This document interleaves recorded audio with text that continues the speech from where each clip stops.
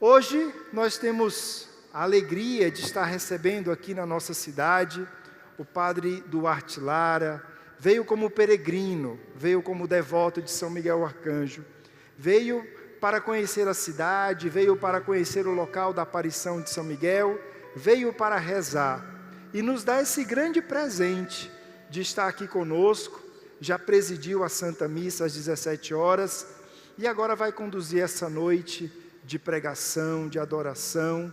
Então, Padre Duarte Lara, com muita alegria, nós queremos acolher o Senhor nessa noite. Seja muito bem-vindo entre nós. E que São Miguel Arcanjo interceda sempre por suas necessidades, por seu ministério. A gente sabe que o Senhor tem uma missão grandiosa que literalmente abala o inferno. Que São Miguel Arcanjo esteja ao seu lado lhe dando forças. Obrigado. Tenho uma notícia triste para dar. Senhor do céu. A basílica nos próximos anos vai ficar bem pequena. Não vai caber. Amém. Que os anjos digam amém.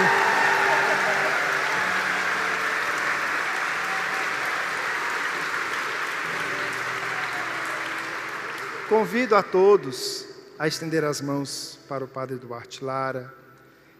E nessa Ave Maria, com toda a simplicidade, mas ao mesmo tempo com toda a profundidade desta oração, vamos pedir que Nossa Senhora esteja sempre ao lado dele, ela que é a mãe das vocações, a mãe dos sacerdotes, interceda por ele, por sua missão na igreja, por sua vida, e que ela possa revesti-lo da graça de Deus, para nessa noite ser instrumento do Senhor em nossas vidas. Ave Maria, cheia de graça, o Senhor é convosco. Bendita sois vós entre as mulheres, bendito é o fruto do vosso ventre, Jesus. Santa Maria, Mãe de Deus, rogai por nós, pecadores, agora e na hora de nossa morte. Amém. É com o Senhor. Obrigado, Padre Márcio. Então, podemos sentar? Oxi.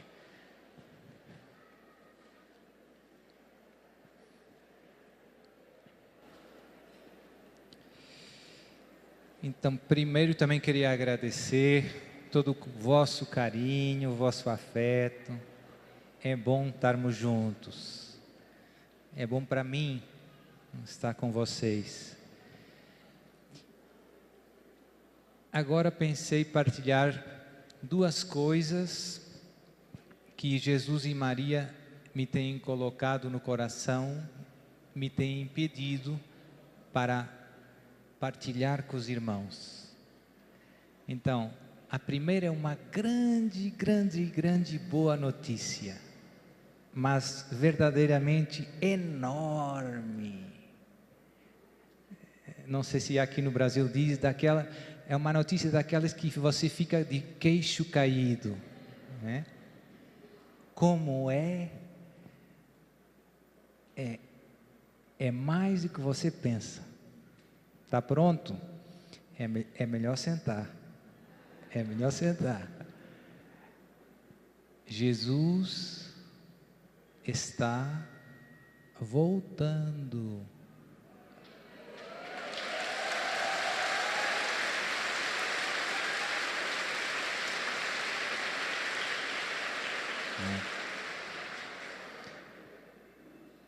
Não tem melhor notícia que essa.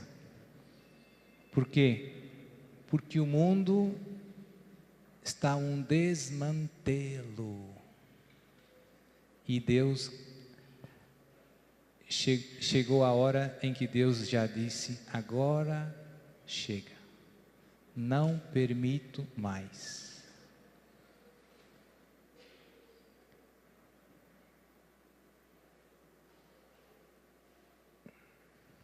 Antes, muitos de vocês vão ter a graça de ver com estes olhos Jesus glorioso vir sobre as nuvens. E São Paulo diz na segunda carta aos Tessalonicenses que ele virá para aniquilar o anticristo com o sopro da sua boca. Então, Jesus vem para destruir o mal. Deus nos ama tanto que tolera o mal, mas tolera apenas até um certo ponto. Quando tem um ponto em que é demais. E, como eu digo, está próximo. O que significa próximo, Padre? Significa que muitos de nós vamos ver. Mas a Bíblia diz que ninguém sabe o dia e a hora. Verdade? Eu não sei o dia e a hora. Mas também é verdade que Jesus fala dos sinais que precedem a sua vinda. E diz: aprendei a parábola da figueira. Quando vocês veem que já estão chegando os frutos, significa que o verão está próximo. Ou seja, Jesus nos convida a estar atentos aos sinais dos tempos. E Padre, quais são esses sinais que nos mostram que a vinda de Jesus está próxima, que está às portas? São vários. No Evangelho de São Mateus, no Evangelho de São Lucas, temos os famosos discursos escatológicos, em que Jesus fala de quando virdes, quando, fala desses tempos, mas não é só aí. Também Paulo, eu já citei, na carta aos Tessalonicenses, o Apocalipse, e alguns profetas do Antigo Testamento, Isaías, Joel é muito importante, Daniel. Então tem muito texto bíblico que fala do tema do dia de Javé, o dia em que Deus intervém na história para destruir o mal. Tem vários sinais que Jesus fala que são mais sociais. Quando ouvirdes falar de guerras, de doenças, de terremotos. E tem muita gente que diz: Padre, mas sempre houve guerra. É verdade. Mas sempre houve doenças, pandemias. É verdade. Terremotos. Também é verdade. Mas há alguns sinais que são bastante, digamos que pouco frequentes, que não acontecem. E eu diria eu penso que esse é o mais forte, que nos mostra a proximidade da vinda de Jesus, também está nas cartas de São Paulo, Tessalonicenses, é a chamada grande apostasia. É uma palavra assim meia estranha, que a gente não usa normalmente. O que significa apostasia? Significa o abandono da fé, na sua globalidade. A heresia é quando uma pessoa acredita em Deus, Pai, Filho e Espírito Santo, nos sacramentos, em tantas coisas, mas nega uma verdade de fé. Eu creio, mas tem uma coisa que eu não creio. Então, quando acontece isso se chama heresia. Você nega apenas uma verdade de fé.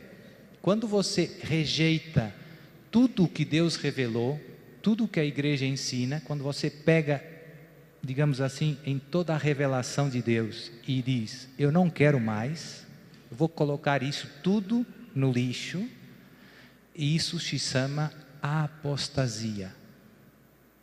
É a rejeição das verdades que Deus nos revelou, no seu conjunto. Não é a negação apenas de uma verdade, é o conjunto das verdades que eu não quero nada, não quero saber mais disso. Padre, mas isso está acontecendo? Sim, infelizmente, como você sabe, né? Basta ligar a televisão um pouquinho, e todos sabemos que o mundo cada vez está mais longe de Deus. O homem virou as costas, digamos, a Deus. Vive na prática como se Deus não existisse. E isto é um fenômeno que quem gosta de estudar história, nunca aconteceu na história da humanidade como está acontecendo hoje. Teve momentos na história da humanidade em que houve problemas, sim. Teve momentos em que muita gente se deixou levar pelo pecado e não quis saber de Deus, sim. Mas nunca como hoje. Dilúvio. No dilúvio talvez seja parecido com o que estamos... A Escritura diz que Deus olhou e viu que os desígnios dos corações dos homens eram maus. E a Escritura até diz, com o modo humano de falar, que Deus se arrependeu de ter criado o homem. E depois a história de Noé, que Deus, havia alguns justos, poucos, que Deus salvou. Depois temos a história de Sodoma e Gomorra. Depois temos a questão da libertação do Egito e a experiência do deserto, 40 anos, por causa da dureza de coração. Depois a destruição da Assíria, depois os 70 anos de exílio na Babilônia. Ou seja, muitas vezes até o povo santo de que Deus escolheu se afastou de Deus. A Bíblia usa a expressão de endureceu o coração. Pois hoje eu creio, é a minha opinião, que nunca como antes na história da humanidade tivemos este fenômeno num grau tão grande. Vou dar alguns exemplos práticos. Por exemplo, nunca tivemos tantos abortos como acontece hoje no planeta Terra. E o mais triste é que também outra coisa que nunca aconteceu na história da humanidade é, na cabeça de muitas pessoas, os filhos não são uma bênção, mas são uma maldição. Ou seja, os casais não querem ter filhos. Isso é uma coisa estranha, isso é uma coisa anormal. Isso é uma coisa que não acontece, ou que não acontecia. Hoje vivemos num mundo em que está tudo louco. E vocês sabem, né? Então tem aborto, tem divórcio como nunca teve, tem todas as consequências de virar as costas a Deus. O pecado é simplesmente consequência de não querer caminhar com Deus. E mesmo dentro daqueles que se dizem cristãos, e no nosso caso, cristãos católicos, nós temos tantos fenômenos muito estranhos. Vou dar um exemplo também. Em Portugal, 80% dos portugueses são batizados católicos. Somos 10 milhões de habitantes, 8 milhões se dizem católicos e são batizados na igreja e vêm fazer o casamento na igreja. Mas desses 8 milhões, desses 80%, só vai à missa ao domingo, talvez uns 7%. Em Lisboa, capital, só 4% de todos os católicos que moram em Lisboa vai à missa. Que estranho.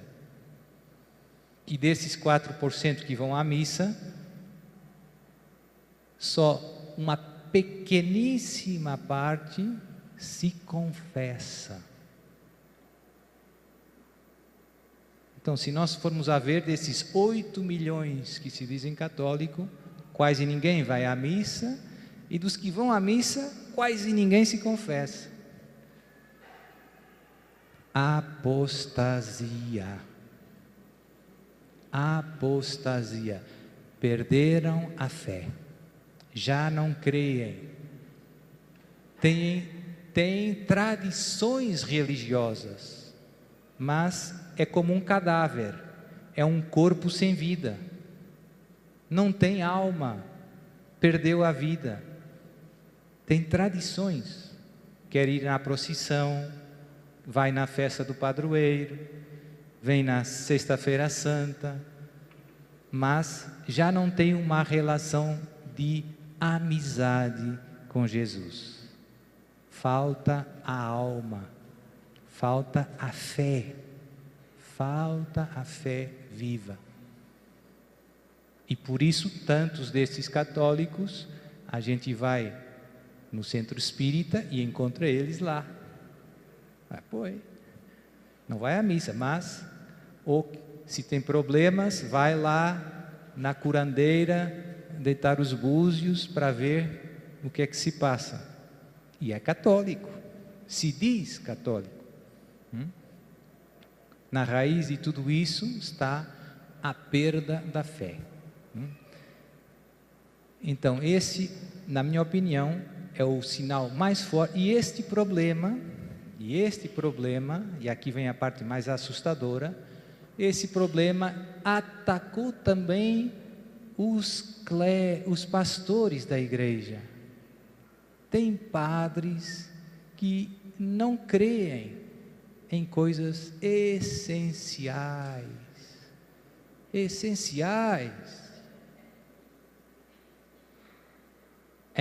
Na Austrália, um país, né? Todo mundo sabe onde é a Austrália.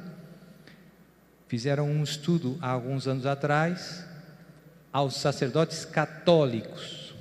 70% dos padres católicos da Austrália não acreditam mais que Jesus está verdadeiramente presente, corpo, sangue, alma e divindade, na Santíssima Eucaristia. Não são os fiéis, são os padres. Não acredita mais. Apostasia. E tem também problemas com bispos e até cardeais,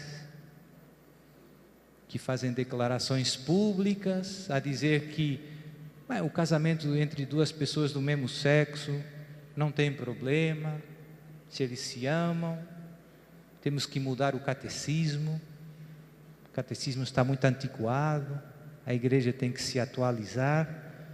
Não é o povo falando, não são os ateus falando, são cardeais da Igreja Católica.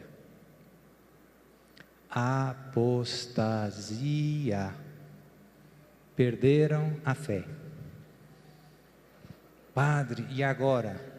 E agora, Deus conta com o seu sim e com o meu sim para reconstruir, para renovar a Santa Igreja.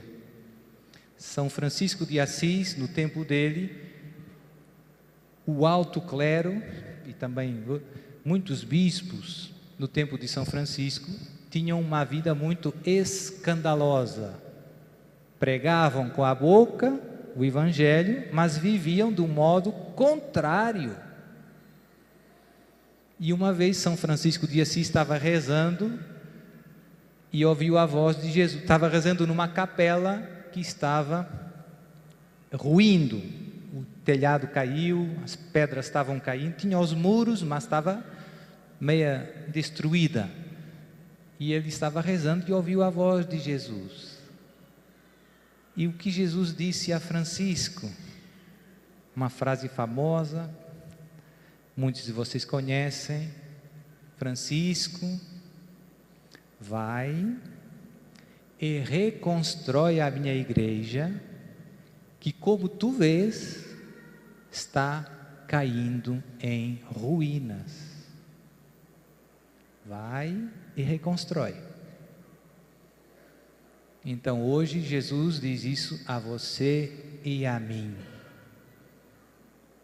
Irmão e irmã, não se escandalize com os pecados dos outros cristãos, nem dos padres e nem dos bispos.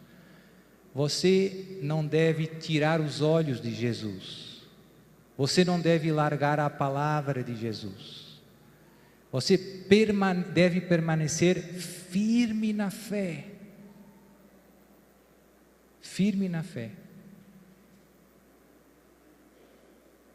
E com esse seu sim a Deus, você estará reconstruindo a igreja de Jesus. Pelo seu testemunho, pela sua firmeza.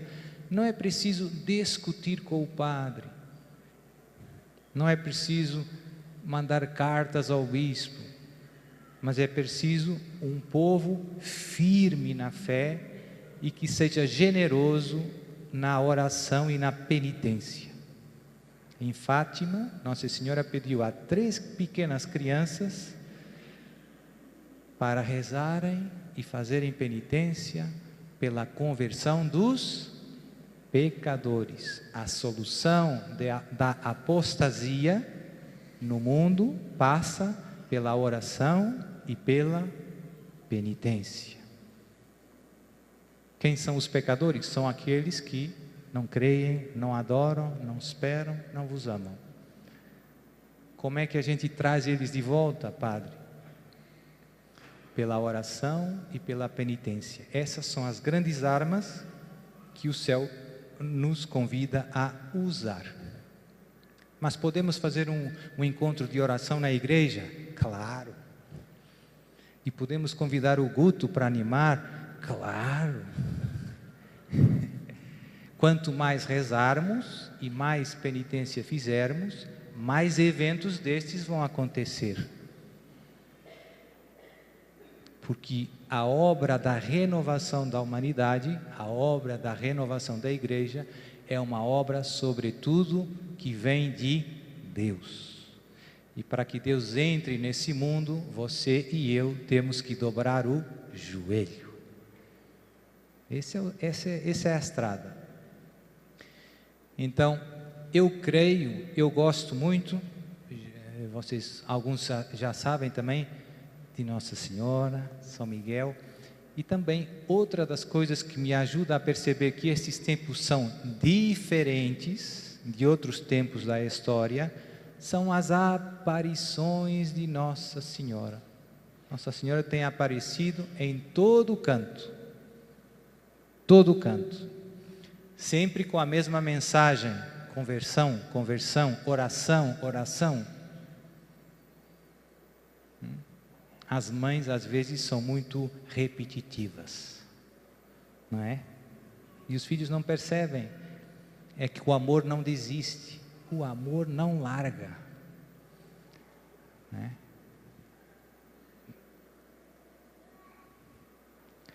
E por isso Nossa Senhora aparece aqui, ali, e sempre com essa mensagem de urgente, convite urgente à conversão, à mudança de vida, à oração, à reparação, à penitência, a permanecer firme na fé. Então, os tempos são maus, mas a boa notícia é: Deus não nos deixa sozinhos, manda a sua mãe, manda muitas ajudas, manda São Miguel. Lá no profeta Daniel, capítulo 12, o profeta Daniel profetiza sobre estes tempos que estamos vivendo e diz que será um tempo de grande angústia.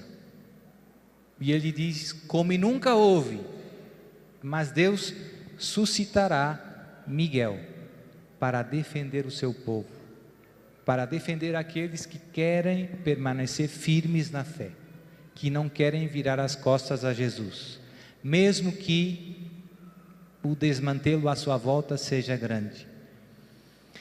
É importante, eu gosto muito de lembrar isso, que você tem que também fazer algum estudo, tem que estudar, tem que se formar na fé.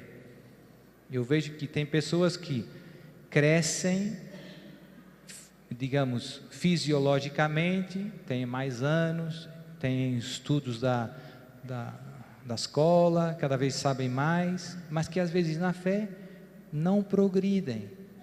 Tem a catequese da primeira comunhão e não. Então, duas coisas que eu peço aos meus irmãos com frequência: temos que estudar a palavra de Deus, conhecer as sagradas escrituras. A Bíblia não é só para abrir uma vez por semana e para ler uma frase por semana, não. Você também não almoça uma vez por semana, não é? Então temos que pegar na palavra e estudar as escrituras. É verdade que nós usamos as escrituras para rezar, para ouvir a voz de Deus, mas também é necessário conhecer, porque às vezes nós lemos sempre as mesmas passagens e não lemos, digamos, com mais cuidado, tentando conhecer.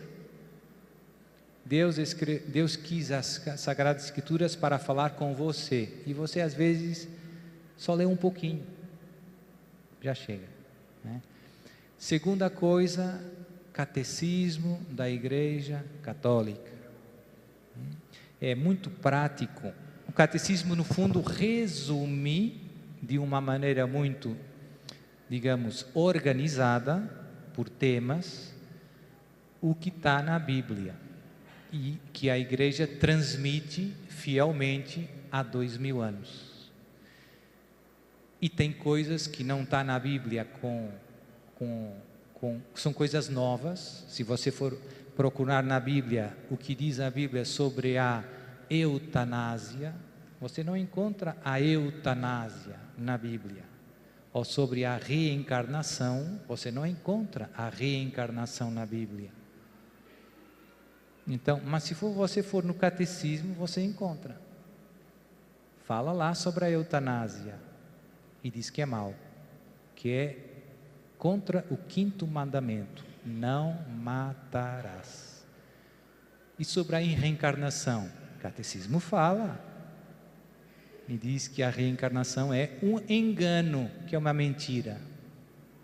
A gente só morre uma vez, e por isso essa vida é tão importante, por isso as nossas escolhas são tão decisivas, e por isso na Ave Maria nós rezamos agora e na hora da nossa, rogai por nós, Santa Mãe de Deus, agora e na hora da nossa, porque só tem uma vida,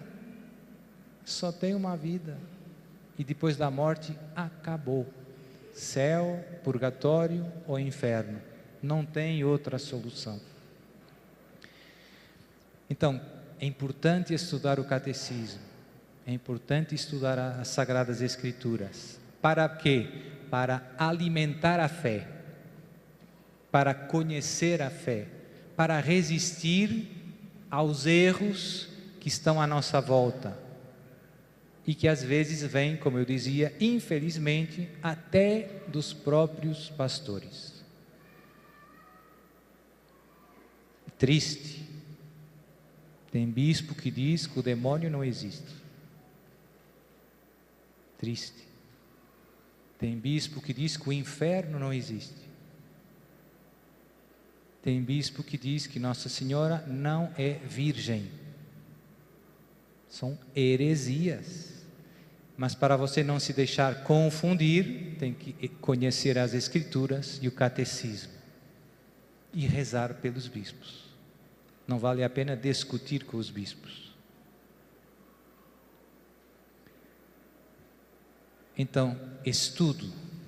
Sem estudo, vai ser difícil perseverar na fé. O estudo chega, padre? Não, mas é necessário. Sem estudo, você se vai confundir com facilidade. Segunda coisa, nós temos que rezar. Já falei um pouco na homilia. Não dá para viver sem respirar, não dá para viver sem rezar.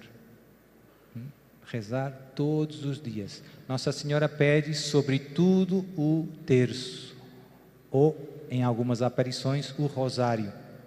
Em Fátima, Nossa Senhora apareceu 6 vezes e 6 vezes pediu às 3 crianças de rezarem o terço todos os dias. Não é quase todos.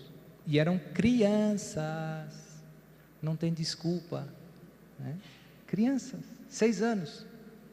6 anos tem que rezar. Nossa Senhora pediu para rezar o terço todos os dias. E a Jacinta rezava mais que um. E o Francisco rezava mais que um. Então, estudo, oração, confissão frequente. Nossa Senhora também fala, em Fátima, Nossa Senhora fala da devoção dos 5 primeiros sábados. E um dos pontos é a confissão. Então, Maria está prometendo que a promessa é muito bonita. Prometo a todos aqueles que durante 5 primeiros sábados se confessarem, comungarem, rezarem o terço e meditarem 15 minutos nos mistérios do Rosário, nos 15 mistérios, agora já são 20, todas as graças necessárias para alcançar a salvação eterna. Nossa Senhora de Fátima está prometendo o céu para quem fizer os 5 primeiros sábados. Tão fácil, só não vai para o céu quem não quer. É fácil. 5 primeiros sábados. E isso inclui a confissão. Confissão uma vez por mês. Você toma banho, sim ou não? Que bom. Não se esqueça de lavar a sua alma. Ah, pois. A alma também precisa de tomar banho. Se chama confissão. E a alma se suja, padre? Se suja com o pecado. E depois a Eucaristia. Não tem nenhuma oração que nos ajude mais, que nos fortaleça mais espiritualmente do que a Eucaristia, a Santa Missa, sobretudo a Sagrada Comunhão, corpo, sangue e alma, divindade de Jesus. Jesus vivo, o mesmo Jesus que há 2000 anos caminhou sobre as águas, né? Curou os paralíticos. Esse Jesus quer ir para dentro de você. Oxe, pense. Jesus está no sacrário, mas somente de passagem, onde Ele quer terminar a sua viagem, desde as mãos do Padre no altar, é no seu coração. Esse é o sacrário que Ele mais gosta. Esse é o verdadeiro sacrário de Jesus. Aquele ali é bonito, mas Jesus prefere o seu coração. E para isso acontecer, você tem que vir na missa e receber bem a Sagrada Comunhão. Receber bem. Não se pode comungar em pecado mortal. Infelizmente tem modas, mais apostasia que a gente ouve. Pessoas que vivem juntas, que não estão casadas, vivem como se estivessem casadas e vêm fazer a comunhão. Não pode. Por quê? Porque é impossível entrar em comunhão com Jesus sem largar o pecado, sem me arrepender do pecado. Porque o pecado é exatamente aquilo que separa a nossa alma de Deus.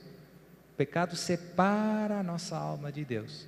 Se você não se arrepende, Deus não consegue entrar no seu coração de novo. Deus quer entrar, mas sem arrependimento não consegue entrar. O seu coração está fechado.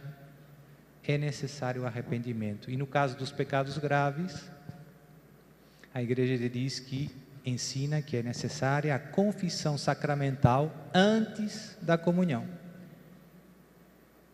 Importante.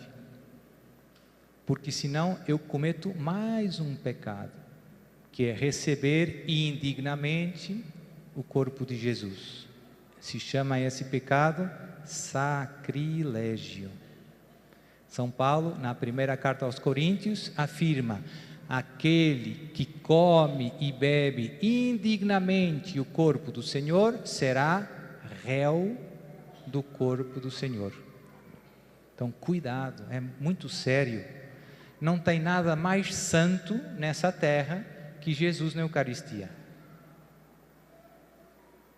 E às vezes nós fazemos tantos sacrifícios para conseguir coisas boas do mundo. Tem gente que trabalha para comprar a sua casa. Trabalha para trocar de carro. Trabalha para os filhos estudarem na escola. Isso é bom? Sim. Mas não está disposto a fazer um pequeno sacrifício para receber Jesus na Eucaristia. O que é que isso mostra? Mostra que falta fé e amor a Jesus. Não tem a graça maior que nós podemos receber nesta vida, aqui na terra, é fazer a Santa Comunhão. Lá nas minhas paróquias, eu sou um pouco brincalhão, né? Hoje aqui estou meio sério. Já tivemos o Guto, então eu digo, se você tivesse que escolher, né? Pergunta para você esta noite, entre ganhar a Mega Sena e ou vir à missa aqui do Padre Márcio e receber a Sagrada Comunhão, o que é que você escolhia? Oxente, padre. Calma, padre, calma. Então, eu ia aceitar a Mega Sena, mas depois vinha correndo para a missa, ia dar uma oferta bem generosa lá para o santuário. Pois é. Todos nós somos muito bons a justificar aquilo que nós mais queremos. E se você tivesse apenas uma chance, ou a Mega Sena, ou a comunhão, e depois não havia mais missas? Padre, problema, né? É bom às vezes fazer essas brincadeiras, porque nos ajudam a dar valor ao que tem mais valor. Às vezes Deus se dá a nós com tanta facilidade, às vezes nós estamos presentes nas coisas mais maravilhosas, e por ser tão fácil e por ser tão gratuito, nós não damos o justo valor. Nós não damos o justo valor. Então, estudo, oração, rosário, confissão, Santa Missa. Quem fizer estas coisas vai perseverar na fé. Jesus fala em várias passagens sobre a sua vinda, e uma das coisas que diz é: quando o Filho do Homem voltar, acaso encontrará fé sobre a terra? Por que é que Jesus faz essa pergunta? Porque esse vai ser o problema, meu irmão. Esse vai ser o problema. A fé vai sobrar, mas vai sobrar apenas num pequeno grupo, um pequeno resto, que vai ser perseguido. Perseguido. A coisa vai arrochar. Então, se você não rezar, se você não estudar, você se vai confundir, você se vai desanimar, e quando vier a perseguição, você vai fugir. Corra, minha filha! Vai fugir. São Pedro gostava de Jesus, sim ou não? Sim. Quando Jesus estava no Jardim das Oliveiras, disse a Pedro, Tiago e João: orai comigo. O espírito está pronto, mas a carne é fraca. E eles oraram ou dormiram?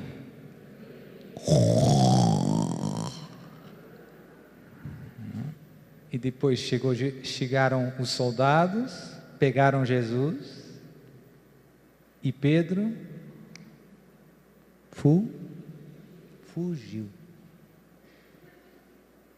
E depois chegou lá no templo, a empregada lá, mas eu conheço esse cara, é lá da paróquia do Padre Márcio.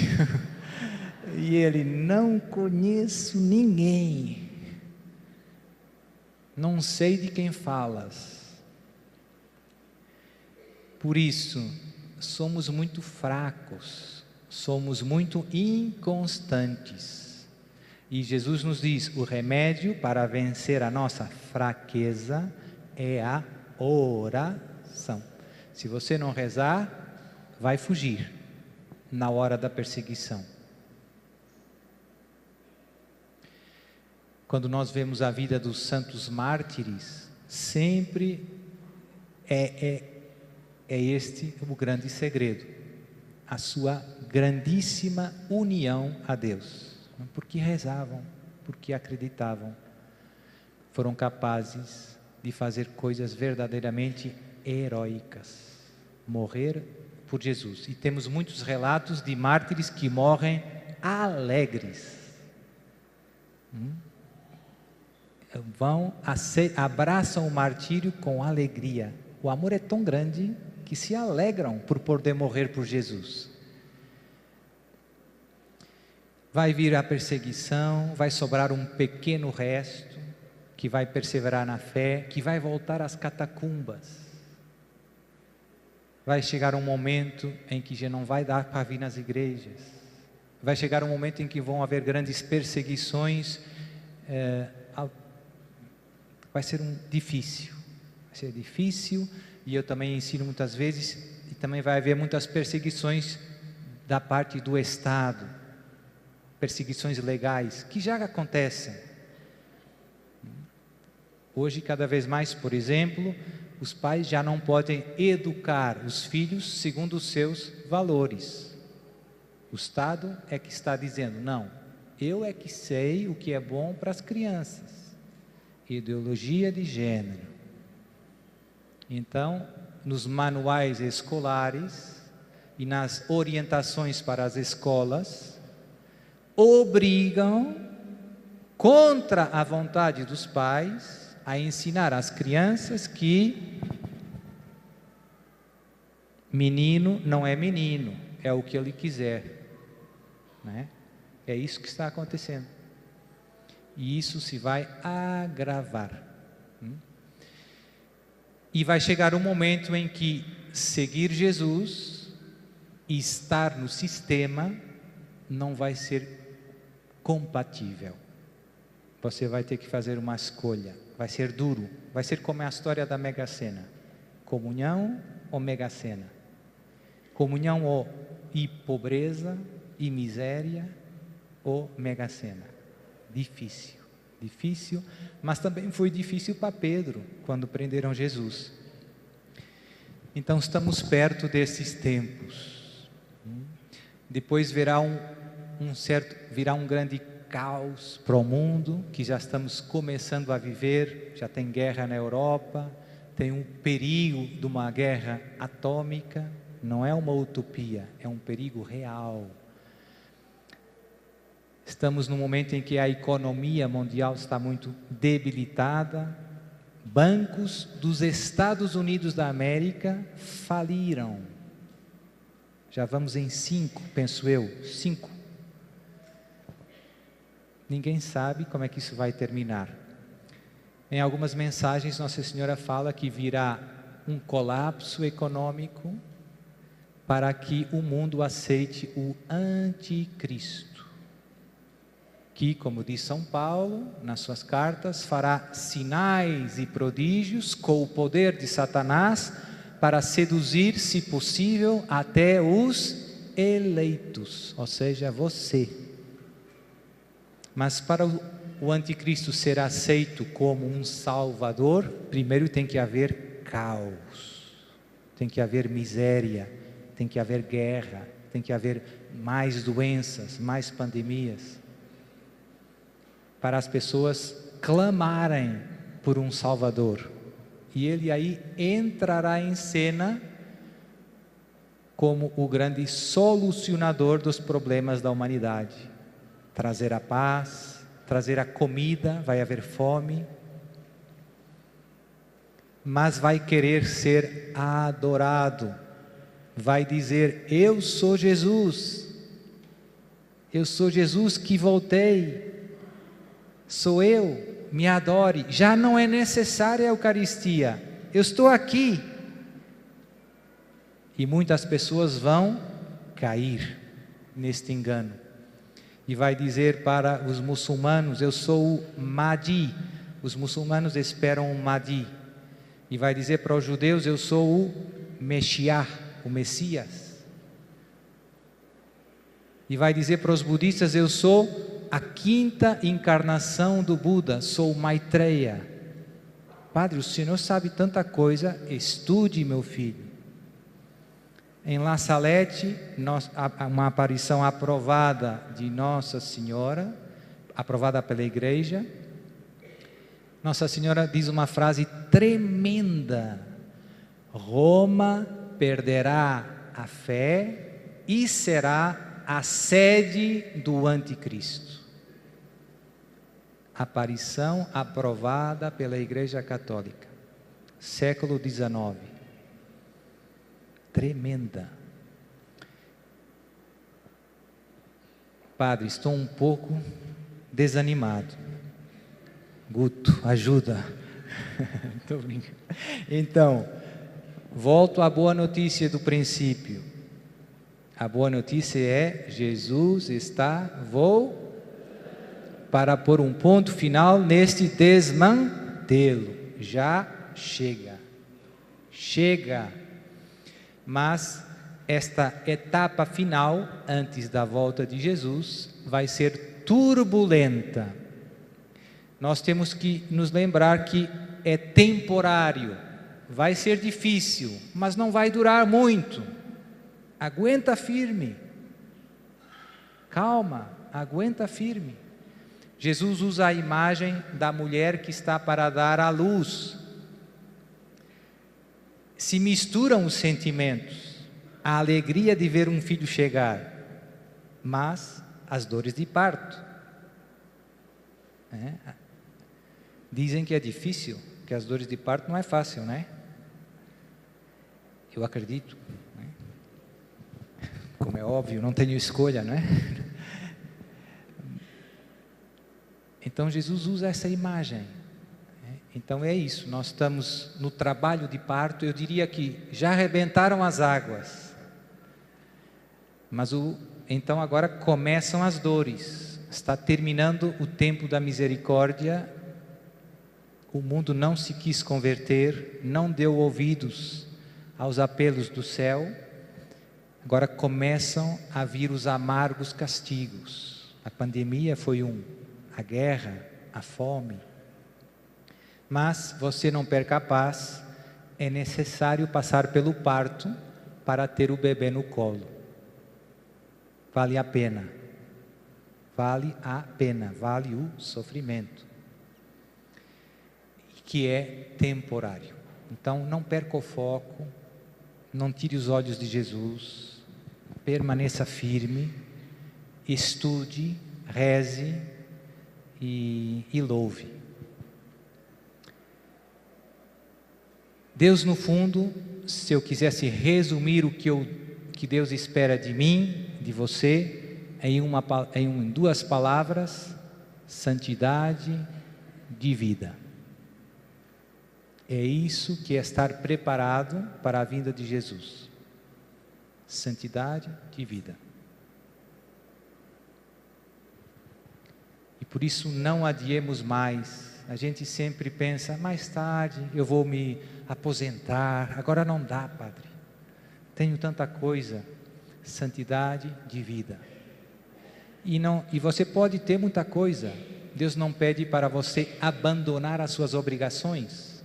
Deus pede para você o amar sobre todas as coisas, através das suas obrigações. Esse é o segredo da santidade. Santidade não é só rezar, rezar, rezar. é amar a Deus através das suas obrigações. Você é professor? Prepare bem as aulas. Você cuida da casa? Cuide bem da sua casa. Você é advogado? Você é médico?